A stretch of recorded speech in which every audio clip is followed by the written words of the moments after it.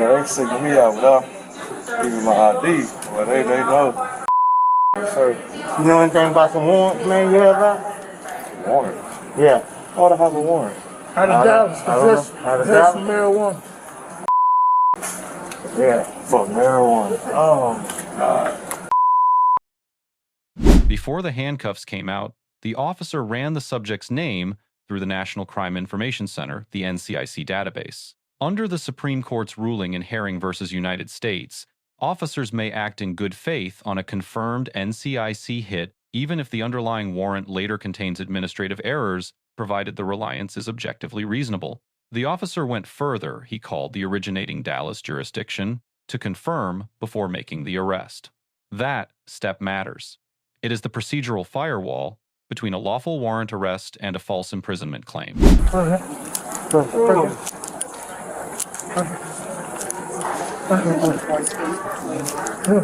Mr. Love, let me talk to you. Come on, for a second, man. Talk to you.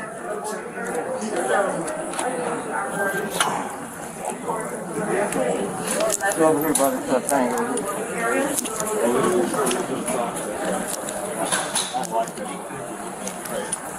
Stop right here. Sure, let me talk with you. So, you got some ID on you, man? Sir. They singing me out without giving my ID. Well, they know. They know exactly who they looking for when they looking for you. I see. Hello. Yes, sir. You know anything about some warrants, man? You heard about? Warrant? Yeah. Oh, to have a warrant.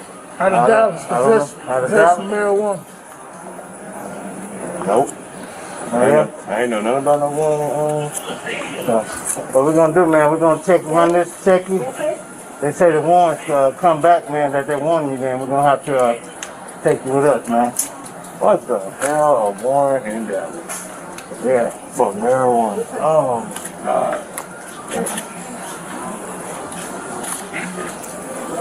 No, I ain't had no idea about no warrant. I wouldn't even aim to Dallas if I know I had a warrant. Yeah, actually, man, you just got off a flight over there coming out of Alabama. They were actually trying to get you in Alabama, I guess, but They were trying to get me in Alabama. Yeah, I guess somehow or another, you got by. Look at me right there, man. Warrant. Oh man, I got a medical marijuana card. Yeah, we don't know anything about that, man. The subject raised a medical marijuana card as a defense. Under Texas law, that argument had no legal foundation. Texas operated a compassionate use program covering only low THC cannabis for specific qualifying conditions, not standard marijuana possession. More critically, an authorization issued by another state carries no legal effect in Texas under conflict of laws principles. Under Texas Health and Safety Code Section 481.121, the underlying charge stood regardless of any out-of-state card. Because basically what happened is another agency puts that information into what's called NCIC, and if they confirm and saying, yeah, you have a warrant, all we do is confirm it, and then we he got it. I'll bring the card down. But regardless, I'm on the phone with my wife. Regardless, they sent the warrant to my house tonight. They say I got a warrant in Dallas, baby. I got a warrant in Dallas. They probably didn't send me no warrant, but that's just the way they do stuff. make it 302. Man, let me call Devin real quick, because Devin might have to slide. You might have to send him some money.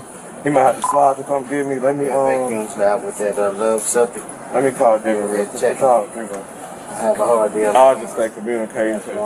Devin, you might have to slide to Dallas, come get me. I don't know what's going on right now, so you gotta so y'all just stay in contact with each other. Y'all both on the phone? Yeah, y'all stay in contact with each other, because I know they take me to jail. I'm obviously not gonna have a cell phone, so y'all just stay in contact. Figure out where the hell I'm Let me say this also, man. If you have some bags, normally what they do is put those bags on another flight, like the flight that you were going on. But if not, we're going to make sure they get locked up in baggage claim here. And once you get out, you can get your bags from baggage claim here. Okay. You got any weapons in the bag? Yes, sir, they are. There's some firearms there, so hopefully. You take some firearms and It's in a bag. Yeah. Right. I'm saying you declared the firearms when you were in I did that. Alabama. So the firearms may be here or they may be in California. Yeah. Are you a convicted felon or anything like that, man? And I just wondered what your firearms were. Okay. No, sir.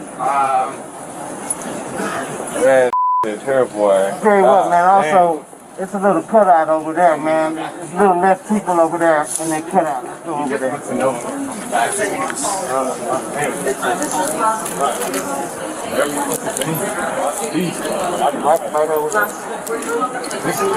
Is there some more information on there? Or saying why? Or something like that? There's something about some marijuana. Marijuana, possession of marijuana. Did you get arrested in Dallas, man? I never got arrested. I got sued from Dallas, but they put what they do, they charge property.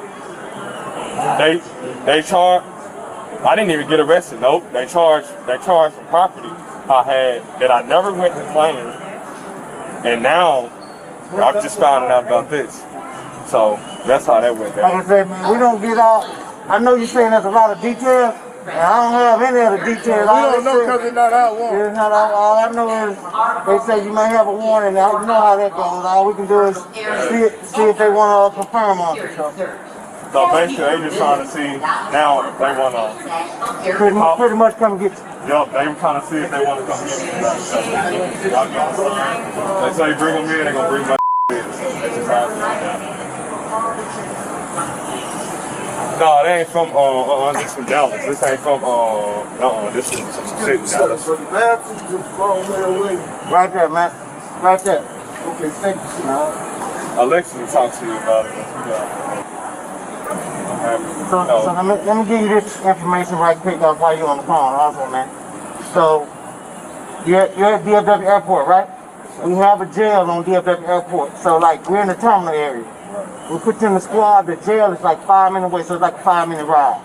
Once you get over there, it's a sergeant and all that kind of stuff over there. They'll book you in, but they're gonna let you make phone calls over there. So what I'm saying is, you're not gonna be locked up in the Dallas-Fort Worth area. Nobody's gonna know anything. They're gonna let you make phone calls. The sergeant will tell you, like, more in depth what's going on. So what I'm saying is, from this area, if you go from this area, you're gonna take a 5-minute ride over to our jail, which is still on the airport. A sergeant will be over there. They'll book you in. You get to make all the phone calls you want and all that. So it's not like nobody's gonna know where you at and all that kind of stuff. And your bags will be taken care of.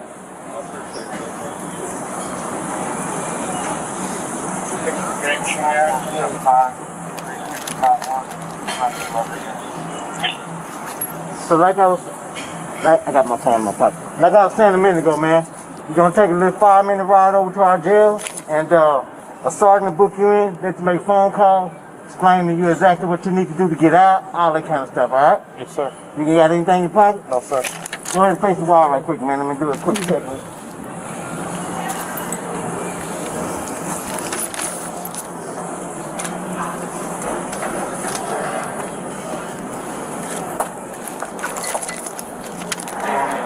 Take your watch off. No watch. You go ahead and put your hands on your back, man. Now, the most significant legal issue in this footage, no Miranda warning was administered at the point of custodial arrest.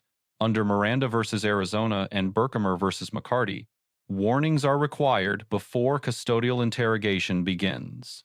Not after booking, not at the jail. The obligation attaches the moment a reasonable person would not feel free to leave. That moment arrived when the handcuffs were applied. Any statements obtained after that point without advisement face suppression. The pre-arrest questions about weapons and firearms occupy a gray area.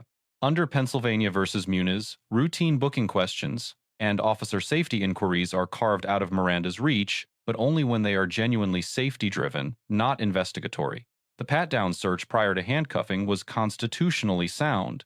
Under Chimel versus California, a search incident to arrest requires no additional warrant. Its scope is limited to the subject's person and the area within immediate control. The officer adjusted the handcuffs after applying them. That action carries legal weight under 42 United States Code, Section 1983, the Federal Civil Rights Statute. Excessively tight handcuffing that causes unnecessary injury is actionable under that provision. By adjusting proactively, the officer reduced the department's civil liability exposure without being prompted a tactically and legally sound decision. Thank you, man.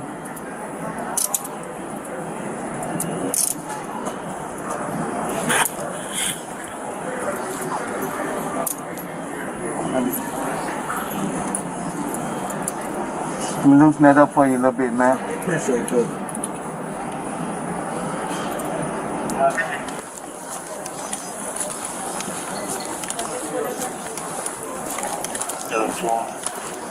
Okay, green sign. Gonna turn left with the green sign.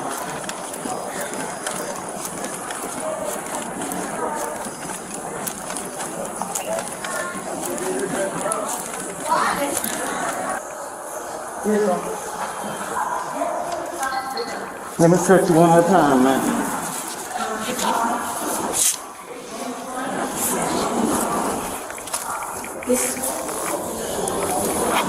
No, sir. All right.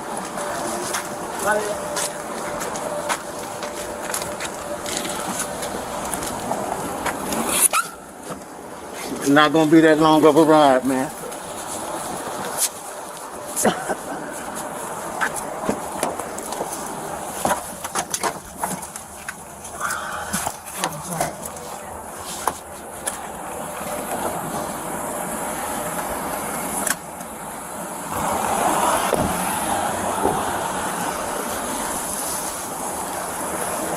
Pat, you got that paper, Pat? The warrant paper. I was gonna write your squad number down. It's in my pocket. I remember name 556.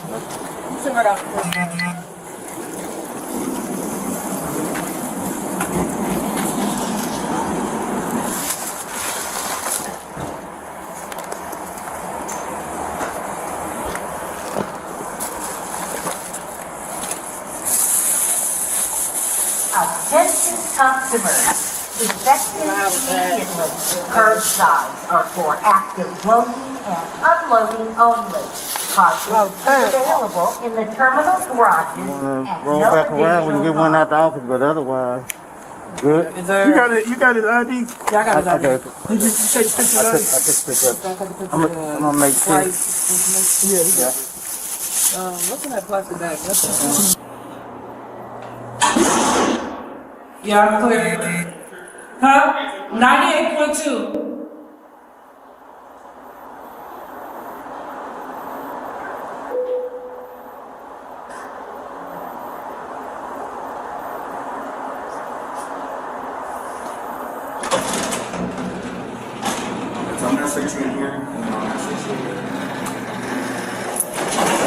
The officer receives a B+. Warrant confirmation was handled correctly under Herring versus United States. Communication was transparent and non-coercive throughout. Handcuff adjustment demonstrated professional judgment under Section 1983 standards. The grade is held back from an A/1 issue, the absence of any Miranda advisement at the point of custodial arrest. That gap creates suppression exposure for any post-arrest statements and reflects a systemic training deficiency, not an isolated oversight. The subject receives a B. Full physical compliance and calm demeanor under pressure are the positives. The subject did not resist, did not escalate, and took practical steps to protect his interests, coordinating family contact and logistics while still free to speak. The grade is reduced by one decision, speaking extensively without invoking the Fifth Amendment right to silence. The subject made voluntary statements about the warrant's origin, his travel history, and marijuana use, none of which he was obligated to provide. Under Salinas versus Texas, even pre-arrest silence can be used against a defendant if not explicitly invoked. Once custody began, the obligation to stay silent was absolute. 3 lessons emerge from this encounter. First, confirm before you arrest.